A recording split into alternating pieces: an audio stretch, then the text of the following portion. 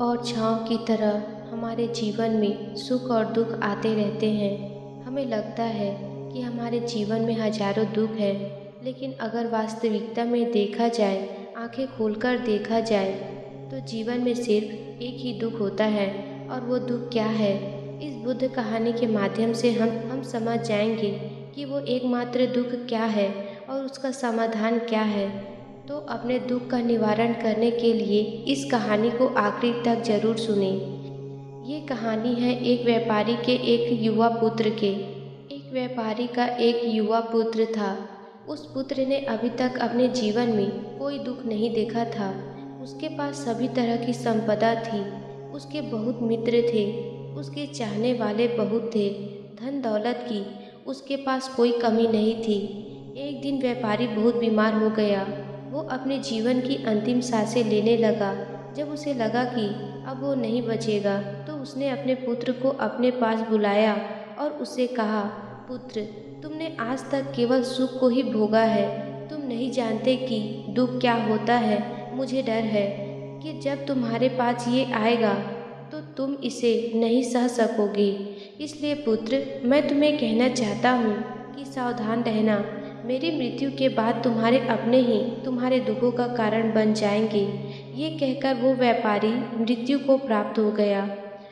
वही युवा लड़का अपने पिता की मृत्यु से दुखी हो गया, लेकिन उसके मित्रों ने उसे समझाया कि उसे अब खुश होना चाहिए, क्योंकि सभी धन दौलत और सभी संपत्ति अब उसकी हो गई है। वो अब उन चीज़ों का भी आनंद ले सकता है जिसका आनंद उसके पिता के रहते नहीं ले पाया। वो पैसा ले जा सकता है, वो हर तरह का नशा कर सकता है, दूर दुनिया में घूम सकता है, दिन रात कभी भी किसी को भी अपने घर बुला सकता है और किसी के भी घर जा सकता है। वो कुछ भी खरीद सकता है क्योंकि उसके पास बहुत दौलत है। अब सारा व्यापार भी उसी के हाथ में है। ये सब सुनकर वो लड़का बहुत खुश हुआ। उसे लगा कि पिता बेकार में ही उसे डरा कर चले गए। अब तो और भी अधिक सुख के दिन आएंगे। अब वो उन सभी सुखों का आनंद लेगा जो उसे आज तक नहीं मिले थे। उस नगर में एक बहुत बड़ा मंदिर बन रहा था।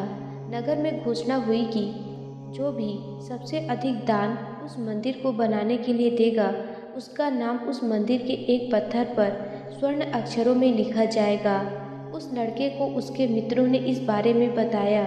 तब उस लड़के ने एक बहुत बड़ा दान उस मंदिर को दिया और ये निश्चित हो गया कि उस लड़के का नाम उस मंदिर के पत्थर पर स्वर्ण अक्षरों में लिखा जाएगा।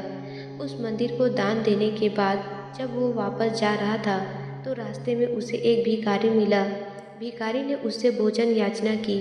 उस लड़के ने कहा, तुम जैसे लोग केवल 2 वक्त की रोटी के लिए चिल्लाते रहते हो। पता नहीं भगवान तुम जैसे लोगों को पैदा ही क्यों करता है। तुम लोग गंदगी हो, दुख हो, तुम्हें तो जीने का हक भी नहीं होना चाहिए। केवल 2 रोटी के लिए कहीं भी झुक जाते हो। झुकना ही है तो भगवान के सामने झुको, शायद वो तुम्हें कुछ दे दे। वो लड़का उस भिखारी को भला बुरा कहते हुए वहाँ से चला गया। अब उस लड़के के पास मित्रों, सहयोगियों और रिश्तेदारों की संख्या बढ़ गई थी। हर कोई उससे पूछता था, हर चीज़ में पूछता था। उस लड़के का अहंकार 7वें आसमान पर था। सभी लोग उसके विश्वास पात्र बन गए थे। सभी ने उस लड़के से धन उधार लेना शुरू कर दिया था। उस लड़के ने भी अपने आप को साबित करने के लिए बढ़ चढ़कर सभी को धन उधार दिया। उसने नशा करना शुरू कर दिया। वो पैसा ले जाने लगा। उसका व्यापार धीरे धीरे ठप होने लगा और एक दिन वो बहुत बड़े कर्ज में डूब गया। और जब उसने अपने मित्रों, सहयोगियों और रिश्तेदारों से अपना धन वापस मांगा तो उन्होंने उसे वहाँ से भगा दिया। वो सभी के पास गया, लेकिन किसी ने उसकी मदद नहीं की। उसका घर बार सब बिक गया था। उसके पास अब फूटी कौड़ी भी नहीं बची थी। अब वो रास्ते पर आ गया था। उसने कहा, अपने सुख के दिनों में मैं नहीं जान पाया कि मैं अपने शत्रुओं से घिरा हुआ था।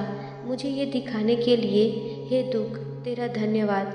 सारे दिन वो इधर से उधर भटकता रहा और सोचता रहा कि अब उसके जीवन का क्या होगा।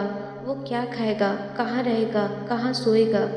उसे अपने पिता की याद आ रही थी, लेकिन अब बहुत देर हो चुकी थी। उसे भूख लग रही थी। उसे वो मंदिर याद आया जहाँ उसने सबसे ज़्यादा दान दिया था। वो भागकर उस मंदिर पर गया और पुजारी के पास पहुंचा। उसने पुजारी से कहा, क्या आपने मुझे पहचाना? मैंने इस मंदिर को बहुत बड़ा दान दिया था। मेरा नाम इस मंदिर के पत्थर पर स्वर्ण अक्षरों में लिखा हुआ है। मेरी हालत बहुत खराब है। मैं बहुत भूखा हूँ। क्या आप मुझे भोजन दे सकते हैं? पुजारी ने कहा, भिखारियों को बाहर भोजन दिया जाता है। आप बाहर बैठ जाएं। और भिखारियों का नाम मंदिर के पत्थर पर स्वर्ण अक्षरों में नहीं लिखा जाता। पुजारियों ने आपस में मंत्रणा कर उस लड़के का नाम उस पत्थर से हटवा दिया और घोषणा की, जो भी इस मंदिर को सबसे बड़ा दान देगा उसका नाम इस मंदिर के पत्थर पर स्वर्ण अक्षरों में लिखा जाएगा। ये सब देखकर उस लड़के ने कहा, जीवन बहुत छोटा है और बहुत दुखदाई है। यह मैंने अब जाना है। जब पत्थर पर लिखा नाम मिटाया जा सकता है तो ये जीवन भी कभी भी समाप्त हो सकता है। वो लड़का मंदिर के बाहर एक तरफ बैठ गया। लोग आते रहे और भिखारियों को कुछ न कुछ देते रहे, लेकिन उस लड़के की हिम्मत कुछ भीख मांगने की नहीं हो रही थी और ना ही वो भिखारियों में बैठना चाहता था। रात हो गई, उसे बहुत भूख लग रही थी। पहली बार उसने भूख को जाना। उसने सोचा मंदिर से कुछ भोजन चुरा लेता हूँ, लेकिन तभी उसके पास एक भिखारी आया। वो वही भिखारी था जो उस लड़के को पहले भी मिल चुका था। उसने उस लड़के को कुछ भोजन देते हुए कहा, मित्र, ये खा लो। मैं समझता हूँ तुम झुकना नहीं चाहते और अगर तुम नहीं झुकोगे तो तुम्हें भोजन नहीं मिलेगा। हम काम करना चाहते हैं मगर रोज काम नहीं मिलता, लेकिन ये भूख रोज लगती है। ये एक ऐसी बीमारी है जिसका कोई इलाज नहीं है। भूख से बड़ी कोई बीमारी इस दुनिया में नहीं है। लड़के ने कहा, अपने सुख के दिनों में मेरे पास मित्रों, सहयोगियों और रिश्तेदारों की भीड़ थी। सभी मेरे शुभ चिंतक थे, लेकिन मेरे दुख में वो सब मेरे शत्रु हो गए। लेकिन तुम मेरे दुख में पहले सहयोगी हो, पहले मित्र हो, पहले रिश्तेदार हो, जिसने मुझ पर दया की है। मैं अपने आप को बहुत बड़ा समझता था, लेकिन अब समझ में आया कि धन से कोई बड़ा नहीं होता, मन से बड़ा होना चाहिए। तुम उससे बहुत बड़े हो। उस लड़के ने वो भोजन किया और उसने पहली बार भोजन के सुख को जाना। उसके हाथ काँप रहे थे। वो जल्दी से भोजन को चबा लेना चाहता था। पेट भोजन को ग्रहण करना चाहता था और जब उसने भोजन किया तो वो तृप्त हुआ। उसे सुख का अनुभव हुआ। उसने कहा, ये कैसा सुख है? मेरे दुख में भी सुख का अनुभव कैसे हो सकता है? भिखारी ने कहा, मैंने अपने दुखों से जाना है कि जहाँ तृप्ति होती है वहाँ सुख का अनुभव होता है। लेकिन सावधान, तृप्ति खतरनाक भी होती है। जब ये तृप्ति आवश्यकताओं से ऊपर उठ जाती है तब ये दुख के दर्शन भी करा सकती है। आज तुम्हें इस भोजन में सुख प्राप्त हुआ है।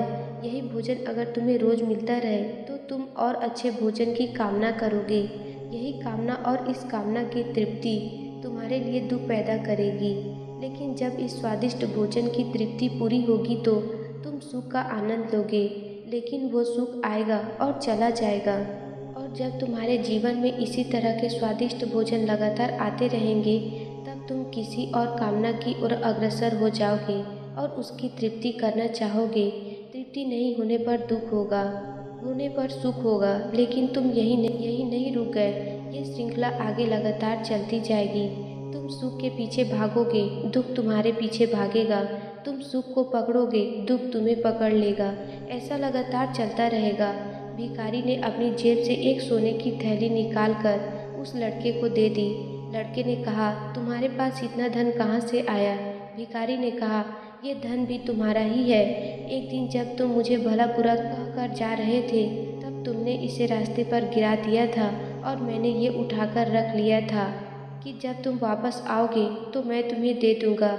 लो और इसे रख लो। लड़के ने कहा, मुझे इस धन के लिए सभी लोगों ने धोखा दिया, लेकिन तुम एकमात्र ऐसे हो जिसने मेरे इस बुरे समय में इस धन से मेरी सहायता की है। मैं इस धन से दोबारा व्यापार आरंभ करूंगा और तुम्हें अपना साझेदार बनाऊंगा। भिखारी ने कहा, कोई हमें दुख नहीं देता, हम स्वयं को खुद ही धोखा देते हैं। सुख हमें भ्रमित कर देता है और हम उसके माया जाल में फंस जाते हैं। हम जानबूझकर देखना नहीं चाहते। हम नहीं जानना चाहते कि जीवन छोटा भी होता है, लोग मरते भी हैं, गरीबी भी होती है, दुख भी आता है। हम बस अपने अहंकार को बढ़ावा देते चले जाते हैं। लड़के ने कहा, तुम सही कहते हो। जब सुख था तो मैं अंधा हो गया था, अब दुख है तो मेरी आंखें खुली है। लेकिन इस ज्ञान के साथ जो मैंने दुख पाया है, मैं हमेशा अपनी आंखें खुली रखूँगा। मानव शरीर में बहुत ऊर्जा है, बहुत शक्ति है, पर वो बेकार की चीज़ों में बट कर रह गई है, व्यर्थ की चीज़ों में लगी रहती है। दोस्तों, अक्सर हम ऊपर वाले से सवाल करते हैं कि हमारे जीवन में इतने दुख क्यों हैं। हम सभी के मन में ये सवाल उठता है और इसका जवाब है कि वो परमात्मा हमें उस परम दुख तक ले जाना चाहता है।